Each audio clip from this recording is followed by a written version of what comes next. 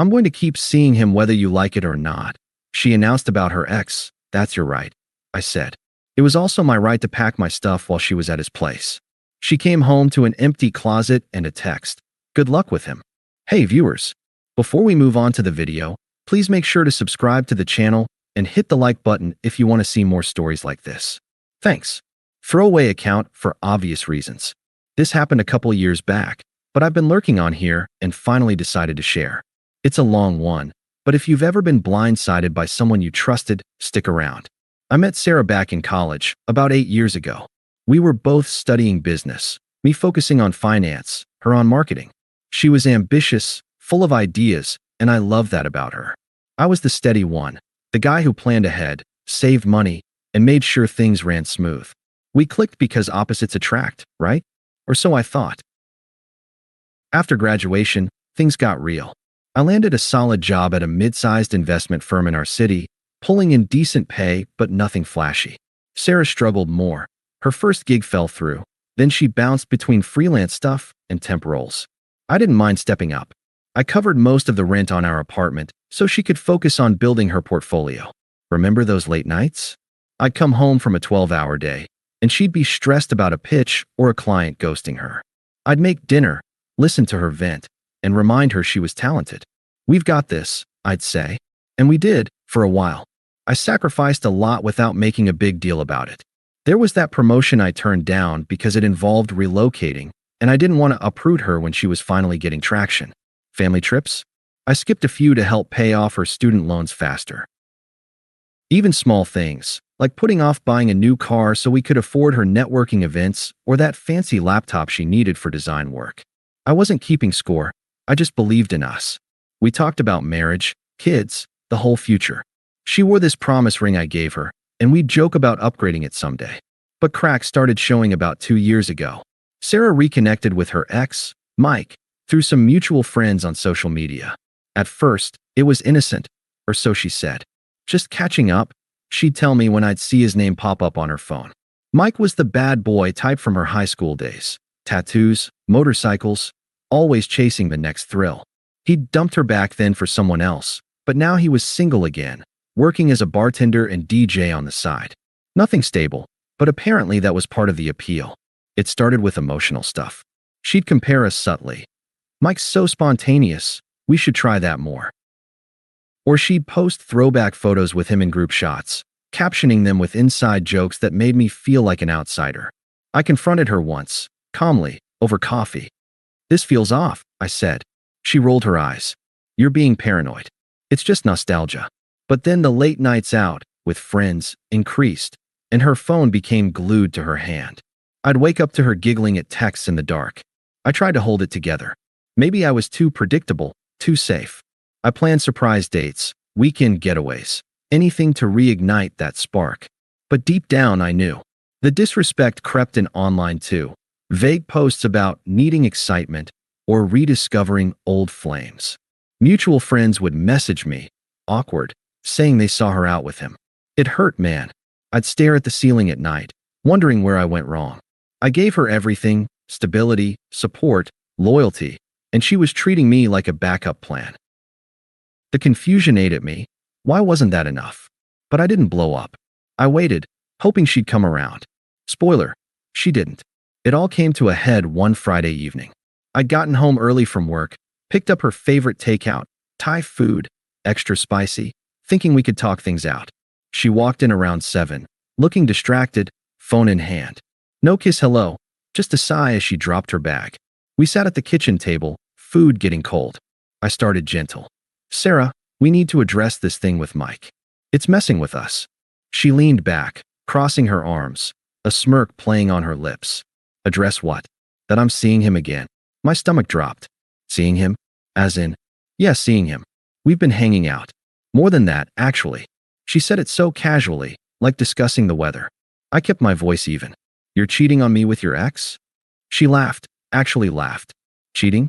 Come on, don't be dramatic. It's not like that. Mike gets me in ways you don't. He's exciting, passionate. With you, it's all routine, work, bills, the same old weekends. I need more than that. I stared at her, the room spinning a bit. We've built a life together.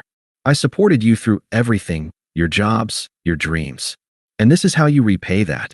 Her eyes narrowed, that smug tone kicking in. Repay? This isn't a transaction. I've been feeling trapped for months. Mike makes me feel alive. He doesn't plan every little thing. He just lives. And honestly, you've been holding me back. I could have pursued bigger opportunities if I wasn't tied down to your stable life. Tied down. I echoed, keeping calm despite the rage building. I turned down promotions for you. Paid your debts. And now I'm the problem. She shrugged, dismissive. See? That's your issue. Always bringing up what you've done, like I owe you. This is about my happiness. I'm going to keep seeing him whether you like it or not. We can try an open thing, or whatever, but I'm not stopping. Her logic twisted like a knife. She painted me as controlling, boring, when all I'd done was commit. An open thing? After 8 years. Why not? People evolve. Mike says life's too short for monogamy bullshit. And frankly, you're not enough for me anymore. I deserve someone who challenges me, not comforts me.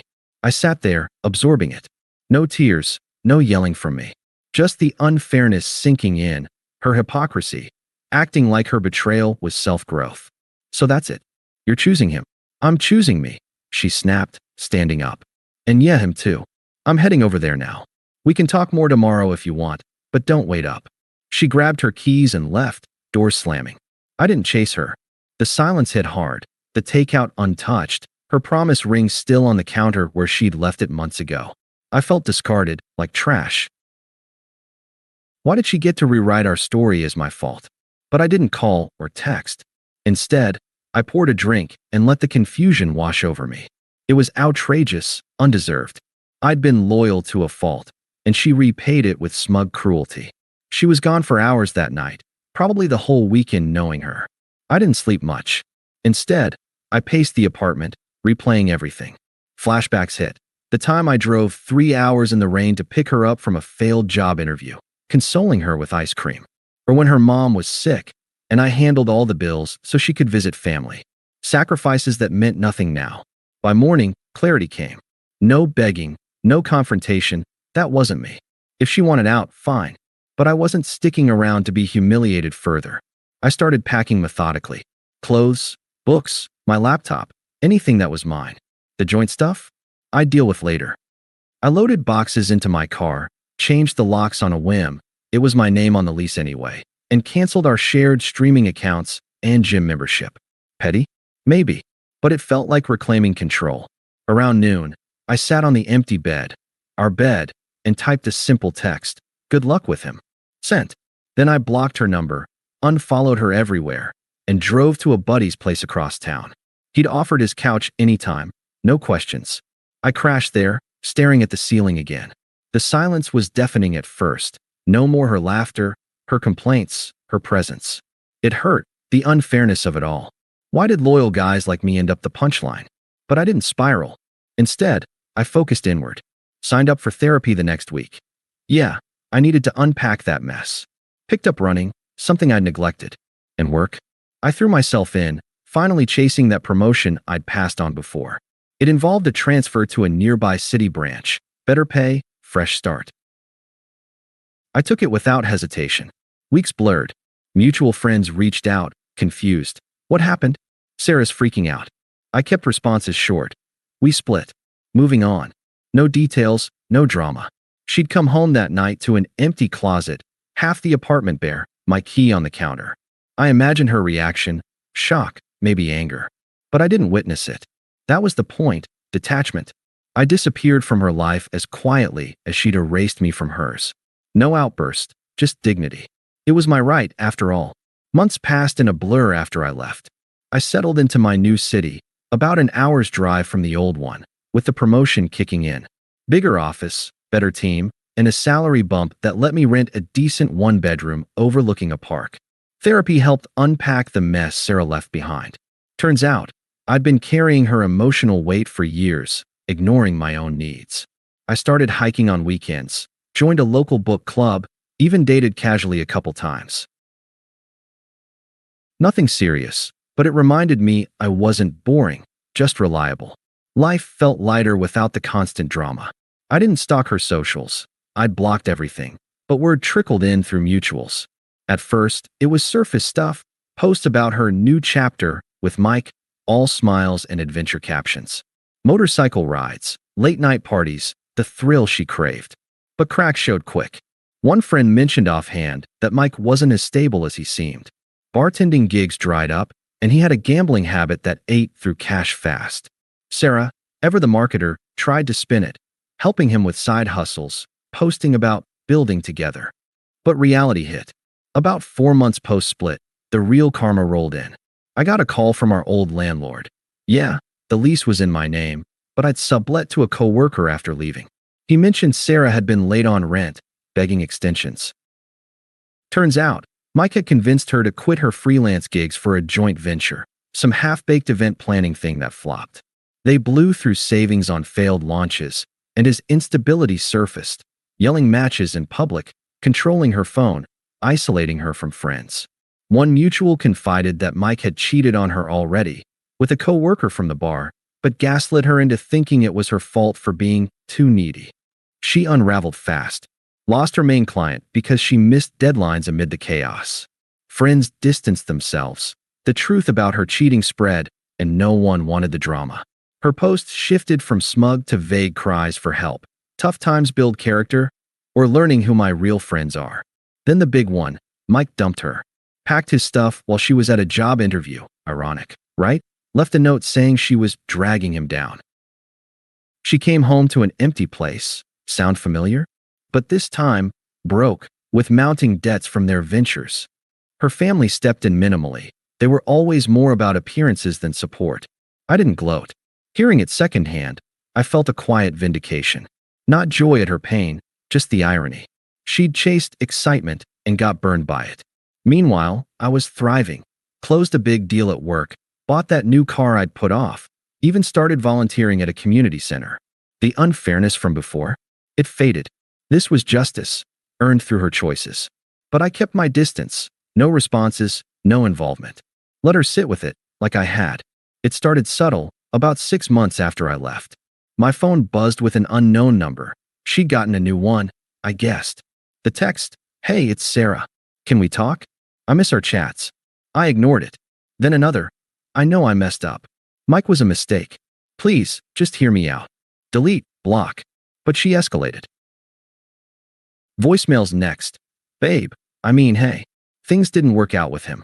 He was awful, controlling. I realize now what I had with you. Stability, love. I was stupid. Call me." Her voice cracked a bit, desperate undertone creeping in. I listened once, then deleted. No sympathy stirred. She'd made her bed.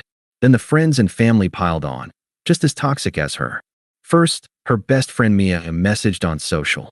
"Dude, Sarah's going through hell." Mike left her high and dry. "You're being cold by ghosting. At least give her closure." I replied curt. "We split. No closure needed." Blocked. Her sister called next, unpleasant as ever, always the enabler. "You think you're better now? Sarah needs help. She told me everything. How you just vanished like a coward. Family sticks together. You owe her after all those years." Owe her. The hypocrisy burned, but I stayed calm. We're not family anymore. Don't call again. Hung up, blocked. Sarah amped it up. Showed up at my old office. Yeah, she tracked it down somehow. Security buzzed me. "Woman here for you." I told them to send her away. Then emails. "I saw your LinkedIn update. Congrats on the promotion. See, I always knew you'd succeed. But I helped get you there, right? Let's meet. Coffee. I need to apologize in person." Desperation turned pleading. "Please, I'm struggling. Lost my job, debts piling up. You were always the fixer. Help me fix this." Ignored. That's when anger surfaced, her true colors shining. Furious texts from burners. "How dare you ignore me? After everything I put up with, your boring routines, your control. Mike was right. You're heartless. But fine, rot alone." Then back to desperate. "Wait. No, I didn't mean that. I'm just hurt. Please, one call." Cycles of sweet to spiteful, revealing the manipulation I'd missed before. Her mom even emailed, "Guilt-tripping queen. Sarah's depressed, alone. You broke her heart by leaving like that. Be a man and talk." Unpleasant, pushy like always. I forwarded it to spam. Friends stopped defending her. Some apologized to me privately. We saw the posts, heard the stories. Sorry we didn't say anything sooner. Isolation hit her hard. No more network, no support net. Through it all, I stayed detached. Therapy reinforced it. Her chaos wasn't my problem. I'd built boundaries, focused on my growth. But the attempts wore thin. Power had reversed. She was unraveling, grasping at a life I'd left behind. It was satisfying, in a quiet way, not revenge, just consequences. It culminated at a mutual friend's birthday party, about a year after the split. Jake, one of the few neutrals, invited me. Low-key gathering, he said. I figured Sarah might show, but I went anyway. My life was solid, steady dates with a great woman named Lisa, who joined me for hikes, and actually appreciated stability. Work thriving, even mentoring juniors. I walked in composed, beer in hand, chatting with old acquaintances. There she was, across the room, disheveled, forced smile. Skinnier, eyes tired, nursing a drink alone. Our eyes met. She beelined over, cornering me by the snacks. Hey, you look good, she started, voice shaky. New city treating you well. I nodded politely. Yeah, it is. She fidgeted. Listen, I know I've been blowing up your phone, but seeing you here, it hits different. Mike was a disaster, abusive, cheated, left me broke. I lost everything chasing that excitement. I get it now. You were the real deal. Stable kind. I was smug, stupid. Please, can we try again? I'll change. Therapy, whatever it takes. Her pleas dripped hypocrisy, the same twisted logic, reframed as regret. I deserve a second chance. We had history. I sipped my beer calm. History's done, Sarah. You chose your path. She pressed, desperate. But you just left. No fight, no nothing. That hurt. And now you're thriving while I'm this. Anger flickered. It's not fair. You owe me a conversation at least. I met her eyes, indifferent. Fair? You announced you'd keep seeing him, dismissed me like yesterday's news. I detached, my right, remember? Now, you've become irrelevant to the life I've built. New job, new people, new peace. You're a closed chapter. She teared up, voice rising. Irrelevant? After 8 years? You're cold now, huh? Fine, enjoy your upgrade. But you'll regret this. Power flip was clear, her desperation versus my detachment. Others noticed, whispers starting. I shrugged. No regrets here. Take care of yourself. Turned away, joined Lisa by the fire pit. Sarah hovered a bit, then left early, alone. That night sealed it. No more attempts after, she faded. I blocked the last burners, moved on fully. Emotional freedom hit. Confusion gone, dignity intact. Justice served, ironic and complete. Thanks for watching. Make sure to subscribe to the channel and hit the like button. What do you think about this story? Share it in the comments.